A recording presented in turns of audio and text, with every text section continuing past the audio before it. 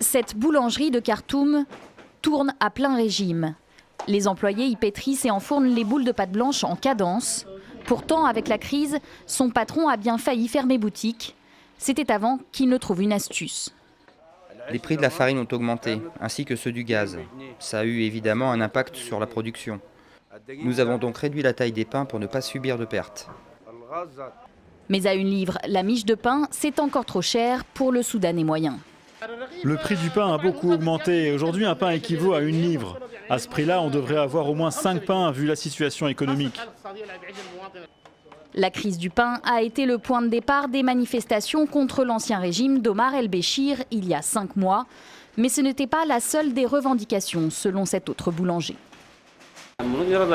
Je ne pense pas que les gens ont participé à la révolution uniquement à cause du pain. D'autres raisons les ont poussés dans la rue. Les soins de santé, le système d'éducation défaillant et le faible pouvoir d'achat. Il y a un problème. Le revenu au Soudan est limité alors que tous les membres de la famille travaillent, mère, mari et enfants, pour essayer de gagner leur vie. Crise politique, crise économique. Depuis la chute du président Omar el-Béchir en avril, l'inflation reste galopante avec un taux record de 70%. À Khartoum, retirer de l'argent liquide prend des heures, sans parler des pénuries fréquentes d'essence et de denrées alimentaires.